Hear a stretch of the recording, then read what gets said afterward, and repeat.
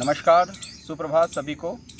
एक बार फिर स्वागत है आप सब लोगों का हमारे योग कक्षा में। पिछली हमारी योग की कक्षा जो हुई उसमें हमने कुछ अपने जो अभ्यास किए थे वो हमारी कमर के, हमारी बैकबोन के, पीठ के अभ्यास थे। और आशा करता हूँ कि घर पे आपने निश्चित रूप से उन अभ्यासों को प्रैक्टिस में लाए होंगे आप और किया होगा। यदि उसमें कोई समझ ना आई हो बात या आपको अभ्यास करने में कुछ कठिनाई आई हो तो मुझे अब मैसेज ज़रूर करिएगा, क्योंकि आज हम उसी क्रम को आगे बढ़ाते हुए आज हम 2 अभ्यास ऐसे सीखेंगे जिनको करने के बाद हम अपनी कमर को, हमारे पेट को और हमारे चेहरे को हम स्वस्थ रख सकते हैं।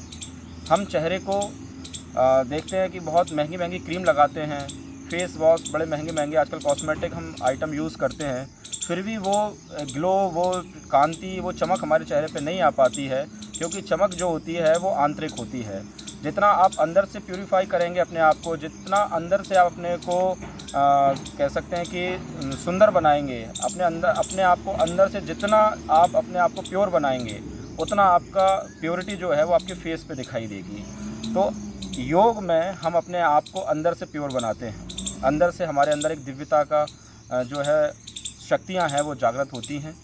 तो क्या है वो अभ्यास, कौन से हैं वो अभ्यास, आइए हम लोग सीखते हैं और जानते हैं उन अभ्यासों के बारे में जिनके करने से हम अपने चेहरे को, हमारे सिर के जो बाल हैं उनको, हमारी आँखों की रोशनी को, हमारे पूरे हमारा जो गले से लेके ऊपर का हिस्सा है उसको ठीक रख सकते हैं।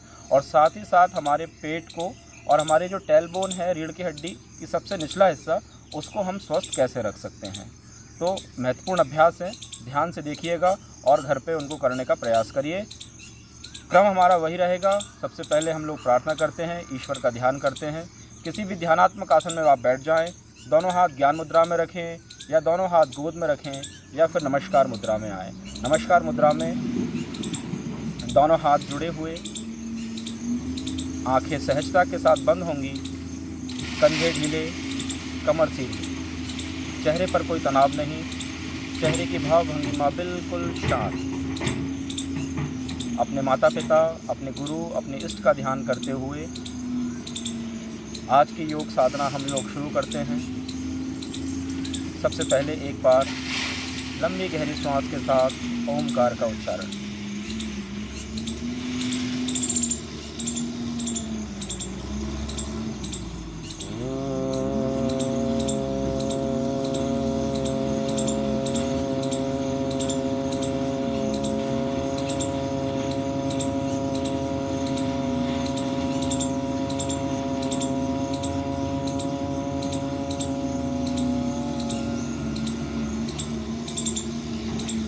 गायत्री महामंत्र एक साथ एक स्वर में।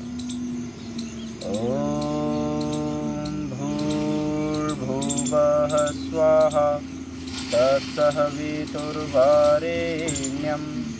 भर्गो देवस्य धीमहि धियो यो नः प्रचोदयात्।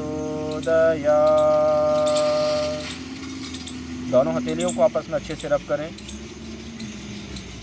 अपने चेहरे से लगाएं, क्योंकि हमारी हाथ की हथेलियों में ही हमारी ऊर्जा का केंद्र बिंदु, हमारी ऊर्जा छुपी रहती है। पूरे शरीर पे ध्यान की और प्राणायाम की और प्रार्थना की ऊर्जा का अनुभव करें। सबसे पहले आप लोग पद्मासन से अपने आप को रिलीज़ करें। पद्मासन को सीधा रखें, दोनों पैर सीधे कर लें और दोनों पैर इस अवस्था में रखें दंडासन में। दंडासन से आपको दोनों हाथों का सपोर्ट या साइड में करने के बाद पैरों को इस प्रकार मोड़ना है और वज्रासन में आ जाना है। जैसा कि आपने पिछले अभ्यासों में देखा वज्रासन, एक बार पुनः देखिए। दोनों अंगूठे आपके पीछे की ओर मिले हुए और दोनों हिप्स जो हैं वो आपकी रीढ़ियों के बीच में रहेंगी। ये हमारी शशांक आसन का जो है प्रारंभिक स्थिति है। अब इसके बाद हम शशांक आसन में जाएंगे। अपने आप को थोड़ा सा सेट कर लें और दोनों हाथों को सांस भरते हुए धीरे धीरे धीरे ऊपर की ओर उठाना है। देखिए एक बार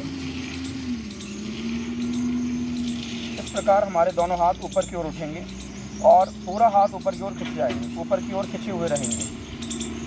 फिर धीरे धीरे हम सांस छोड़ते हुए अपने आप को आगे की ओर लेके जाएंगे और अंतिम अवस्था में हम अपने माथे को भूमि पर स्पर्श कराएंगे।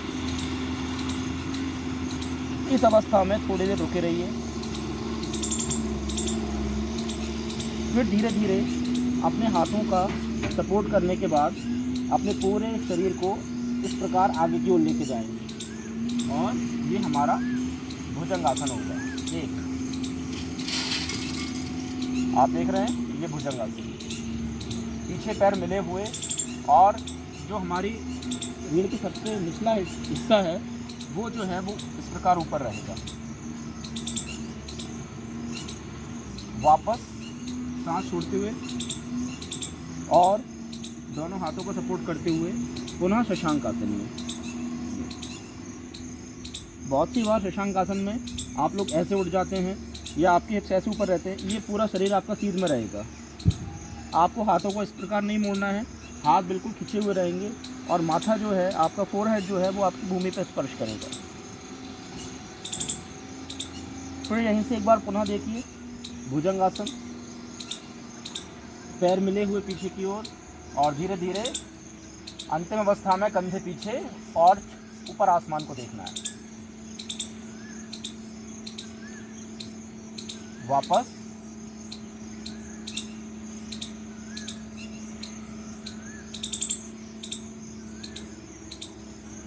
और जिस प्रकार हम लोग गए थे ठीक उसी प्रकार हम लोग वापस आएंगे। ये हमारे शशांक और भुजंगासन हुआ। शशांक आसन के फ़ायदे जो हैं वो आप लोग यहाँ पे ध्यान से सुनिए। आपने देखा होगा कि टॉन्सिल्स बढ़ जाते हैं। बहुत सी बार ऐसा होता है कुछ खाने पीने में हमारे गले में पानी का घूंट नीचे उतारने में भी बहुत पेन होता है, बहुत दर्द होता है और एक डॉक्टर के पास हम लोग जाते हैं तो कहते हैं टॉन्सिल्स बढ़ गए हैं। तो शशांक आसन करने से जो है वो आपके टॉन्सिल्स जो हैं वो कम होंगे। एक दूसरा, आपने देखा होगा कि चेहरे पे असमय झुर्रियाँ आ जाती हैं, एक डलनेस आ जाती है और ये डबल चिन हो जाती है। तो शशांक आसन करने से आपके चेहरे पे कसावट रहेगी। तीसरा, शशांक आसन का एक और महत्वपूर्ण फ़ायदा जो है वो आपकी आँखों के लिए है। आँखें की जो रोशनी है, आँखों में जो लालिमा हो जाती है, जो जलन होने लगती है, रात को सोते हैं तो आँखें बंद करते हैं तो आँखों में बहुत जलन होती है, तो वो जलन दूर होगी। आँखों की जो रेडनेस है और आँखों में जो लालपन आ जाता है वो इससे कम होगा। और सबसे महत्वपूर्ण फ़ायदा जो है शशांक आसन का वो है आपकी साइनस। साइनस में आपने देखा होगा कि नाक की कभी कभी हड्डी बढ़ जाती है और हम ऐसे सिर को नीचे झुकाते हैं तो चक्कर से आते हैं हम लोगों को, तो वो डॉक्टर बोलते हैं कि आपकी नाक की हड्डी बढ़ गई है तो उसको ऑपरेट करा के निकालना होगा। ऐसा नहीं है, आप शशांक आसन का अभ्यास करिए।